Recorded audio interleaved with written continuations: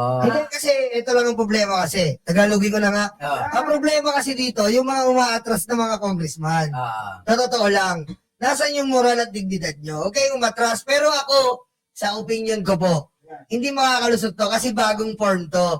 Bagong form ng Supreme Court na kung saan bibigyan ng 10 araw si Sara Duterte para sumagot sa Kongreso. Mabubulat-lat po ang pagdanakaw ni Sara Duterte diyan mismo, hindi pa sa Senado, sa Kongreso pa lang. Bibigyan si Sara Duterte ng 10 araw. At hindi po pwede sumagot doon ang abogado niya. Ang sasagot mismo si Sara Duterte. Hindi ka pwedeng magkaroon ng representative.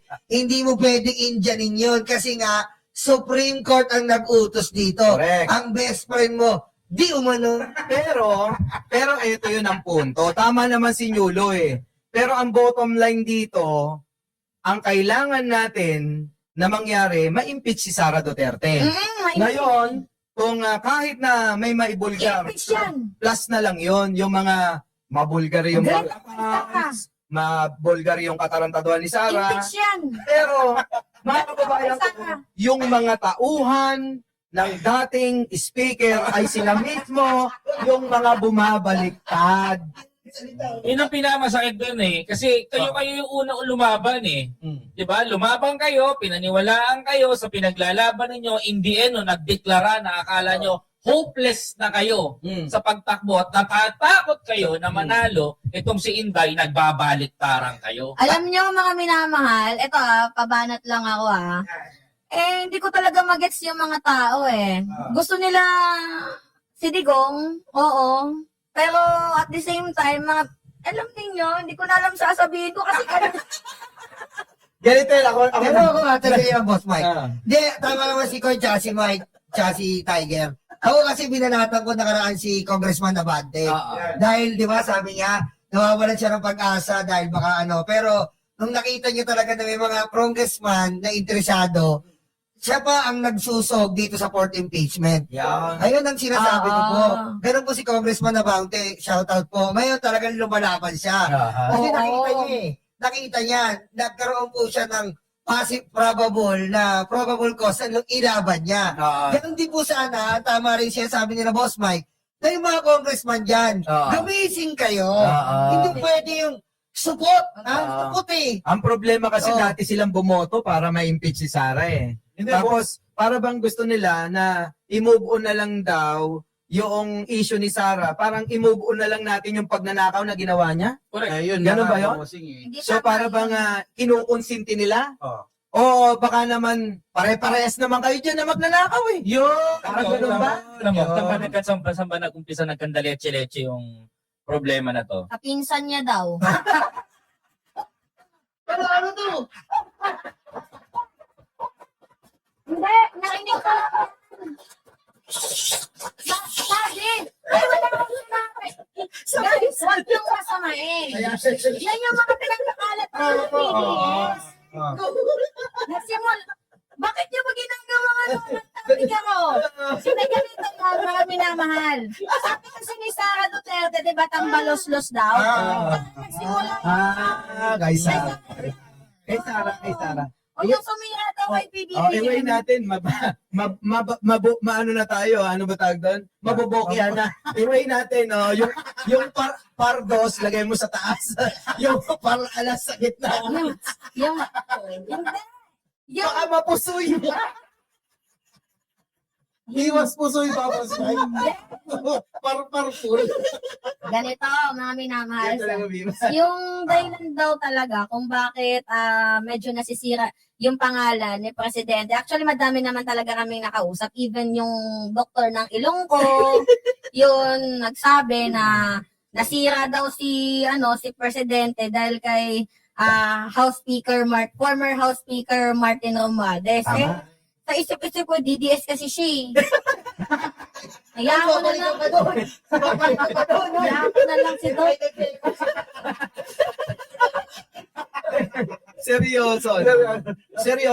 Hindi, siya, naging DDS siya kasi nga, sa nangyayari na parang sinasabi, opinion niya yon na para bang bakit hindi mapanagot daw si Martin, maliwanag naman daw, si Martin talaga ang punot dulo ng kaguluhan, kaya nasisira yung pamumuno niya. Pero sabi niya, Boss Mike, gusto niya daw si Sara. Ngayon, ang punto ko dito, okay lang naman sana kung gustuhin nyo si Digong. Pero kung yung gugustuhin nyo, yung si Sara Duterte dahil kay Digong, iba na yun. May tama na yung utak ninyo. Ano ba mababalik ito? Sabi ni Doc, ganito, Ayan.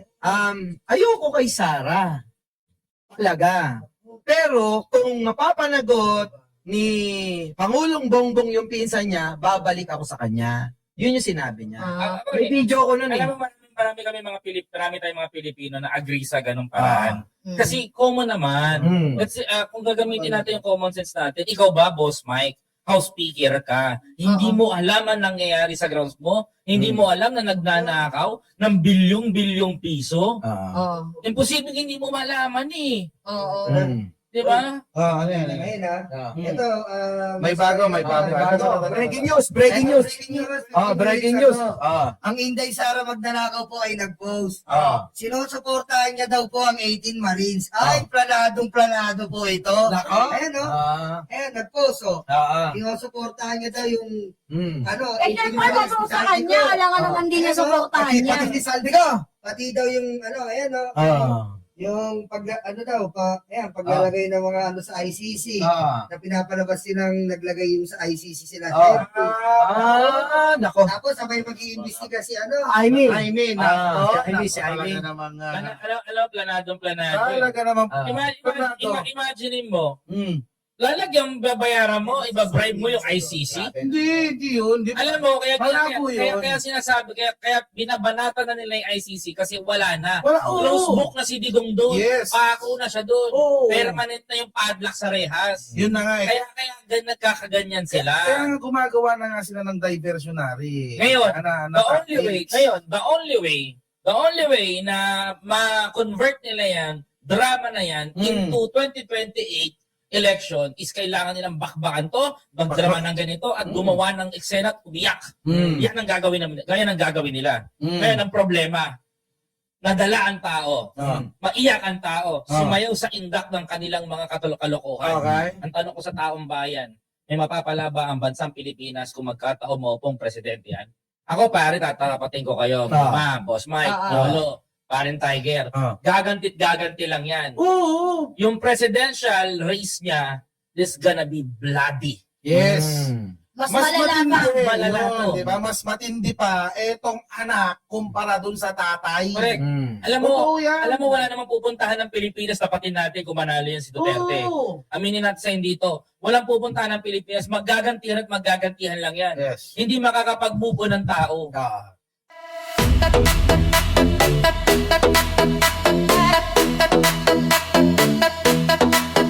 Takot na ang mga aso, dumarating ang mga kaso.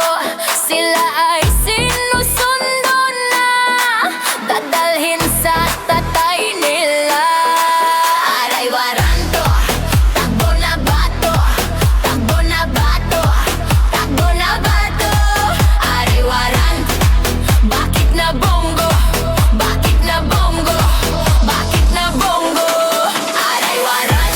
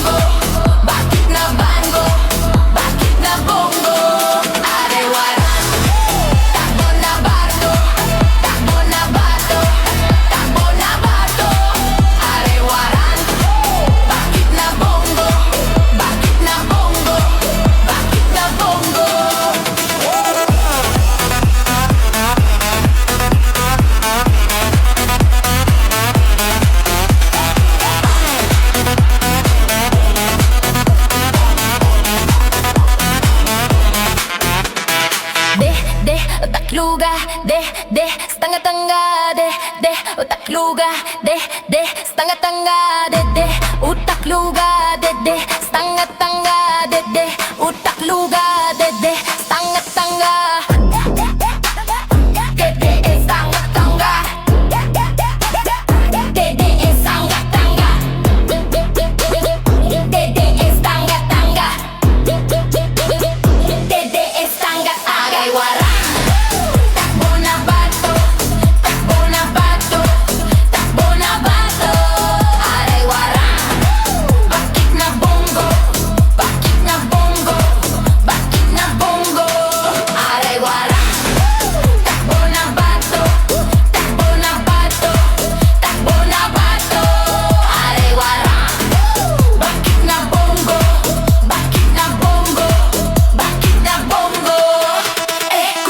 Betlog, tatay yung karton, kuduro yung betlog, tatay yung karton, kuduro yung betlog, tatay yung karton, kuduro yung betlog, tatay yung karton.